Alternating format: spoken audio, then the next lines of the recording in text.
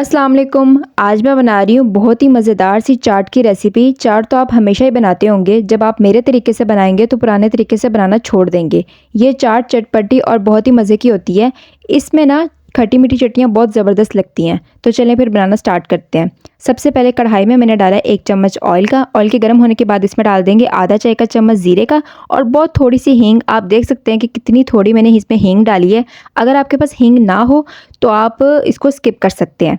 3 से 4 मैंने हरी मिर्ची ली हैं और आधा इंच का टुकड़ा अदरक का। इसको पीस करना हम इसमें शामिल कर देंगे और इसी के साथ डाल देंगे एक दरमियाने साइज़ की मैंने प्याज ली थी बारीक कटी हुई, ये इसमें शामिल कर देंगे। यहाँ पर प्याज का कलर हमें ब्राउन नहीं करना, यहाँ पर बस प्याज को ज़रा सॉफ्ट करना है। जैसे ही सॉफ्ट हो जाएगी फिर हम इसमें मसाले ऐड करेंगे। तो यहाँ पर मुझे थोड़ा ऑयल कम लगा तो मैंने 1 चम्मच ऑयल और डाला है। और अब हम इसमें मसाले ऐड करेंगे तो आप स्क्रीन पे देख सकते हैं कि मैंने क्या क्या डाला है और कितनी क्वांटिटी में डाला है। ये डालकर ना 1 मिनट तक भून लेंगे और यहाँ पर थोड़ा सा पानी हम डालेंगे ताकि मसाले जले ना। और जब मसाले डालें तो यहाँ पर फ्लेम लो कर दें। 1 मिनट मसाले की अच्छे से भुनाई करने के बाद अब हम इसमें डाल देंगे, मैंने लिए हैं 2 अदद आलू। एक आलू को मैंने कद्दूकश कर लिया और एक आलू को मैंने बारीक कट किया हुआ है।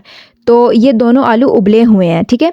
तो जिस आलू को मैंने मैश किया वो आपने पहले डालना है। मैंने तो यहाँ पर कटे हुए भी साथ ही डाल दिए हैं, लेकिन जिस आलू को मैंने मैश किया वो आपने पहले डालना है और मसाले के साथ अच्छे से भुनाई करनी है। जब वो भुनाई हो जाएगी फिर आपने दूसरा आलू, फिर कटे हुए आलू शामिल करेंगे और 1 कप मैंने बॉयल किए हुए चने लिए थे तो वो इसमें डाल देंगे और साथ ही 1 गिलास पानी शामिल कर देंगे। अच्छे से मिक्स करेंगे और इसमें डाल देंगे थोड़ा सा हरा धनिया कटा हुआ और आधा चाय का चम्मच चाट मसाला। और इस टाइम पर हम इसमें नमक डालेंगे, तो नमक आपने अपने टेस्ट के मुताबिक ही डालना है, ठीक है। अच्छे से मिक्स करेंगे इसे और इसे हम 1 उबाल आने का वेट करेंगे। तो इस टाइम पर इसमें बबल आना शुरू हो गए थे तो मैंने फ्लेम लो कर दी और 7 से 8 मिनट तक हम इसे पकाएंगे।